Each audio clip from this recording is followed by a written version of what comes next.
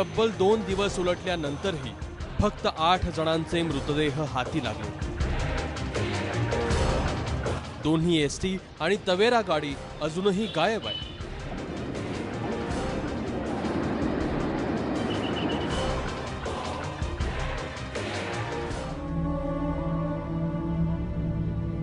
खरं तर सावित्रीच्या प्रकोपातून ही कुटुंब वाचू शकली असती, पण नॅशनल हायवे ऑथॉरिटीच्या अभियंत्यांनी पुलाचं स्ट्रक्चरल ऑडिट करताना अक्षम्य हलगर्जीपणा केला। केवळ वजन पेलण्याची क्षमता बघून पूल वाहतुकीसाठी फिट असल्याचं सांगितलं आणि तिथेच घात झाला।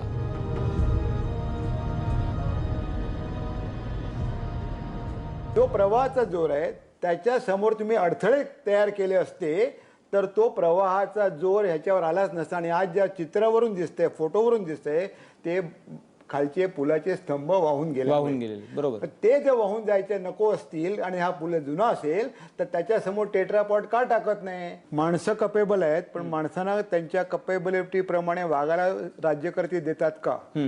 कोणतेही पक्ष असू देत, कुठलाही, ही हा आपला पहिल्यांदा प्रायोरिटी द्यावी, ही कुठल्याही पक्षाची मनोवृत्तीच नाहीये। जनता देखील सगळं खापर त्या ठिकाणी लोकप्रतिनिधींच्यावर फोडतात, परंतु याच्यात माझं स्वतःचं स्पष्ट मत आहे की चंद्रकांत दादा पाटलांचं चूक झालेली आहे। आमच्या सन्माननीय सदस्य गोगवले साहेबांनी तो प्रश्न विचारलेला होता, तो पुरावा माझ्याकडे, आणि त्याच्यावर ही चूक, त्याची किंमत त्यांनी पण मोजली पाहिजे आणि संबंधित अधिकाऱ्यांनी मोजली पाहिजे। म्हणून न्यायालयीन चौकशी करा आणि दूध का दूध, पाणी का पाणी पुढे आलं पाहिजे।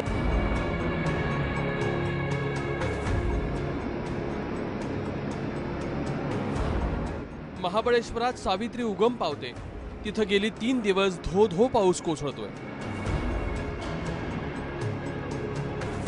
अवघ्या 24 तासात 222 मिलीमीटर पाऊस पडला।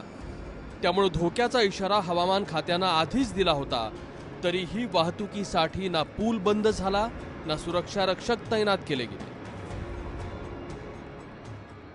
ब्रिटिश गव्हर्नमेंटने त्याच वेळेला कळवलं होतं, आमची 100 वर्ष पूर्ण झालेली आहेत, आमची जबाबदारी संपलेली आहे, तुम्ही दुसरा पूल तयार करा। दुसरा पूल तयार झालेला आहे। दुसरा पूल तयार झाल्यानंतर त्या गव्हर्नमेंटने, तत्काल सरकारने हा पुलाचं डेमोलेशन करणं गरजेचं होतं असं मला वाटतंय। कारण ज्या अर्थी ब्रिटिश सरकारने कळवलं त्या अर्थी ह्या लोकांना कळणं गरजेचं होतं, पण का थांबवलं, का नाही, त्यात आम्ही चौकशी करू आणि त्याचं पुरेपूर त्याचा इतिहास आम्ही समोर आणण्याचा प्रयत्न करूया। परंतु जी जबाबदारी आहे ती त्यांनी त्यावेळेला घेणं गरजेचं आहे, त्याबद्दल दुमत नाही आहे।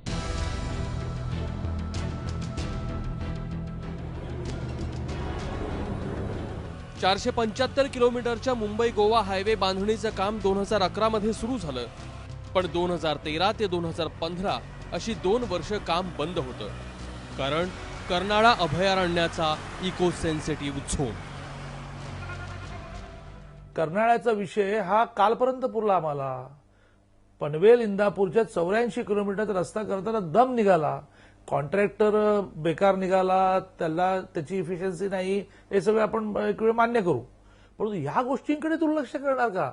लोकप्रतिनिधींची जबाबदारी नाही का की रस्त्याचं रुंदीकरण हवं आहे तर रस्त्याचं ऍक्विजिशन होण्यात मदत केली पाहिजे? त्यामुळे आता तर आम्ही निर्णयच केला की 90% जागेचं ऍक्विजिशन झाल्याशिवाय कुठल्याही प्रकल्पाला हात घालायचा नाही। कोकणच्या रस्त्यावर असे मरणासन्न अवस्थेतले 20 पूल आहेत, त्यातले अनेक ब्रिटिशकालीन आहेत, जे मृत्यूची वाट बघतायत आणि याच मृत्यूच्या वाटेवरून रोज हजारो लोक ये-जा करतात। त्यामुळं सरकारनं थोडी सावधानता बाळगली असती तर आज सावित्रीच्या प्रकोपाला दोषी धरत अश्रू वाहण्याची वेळ तुमच्या आमच्यावर आली नसती। ब्युरो रिपोर्ट, एबीपी माझा, महाड।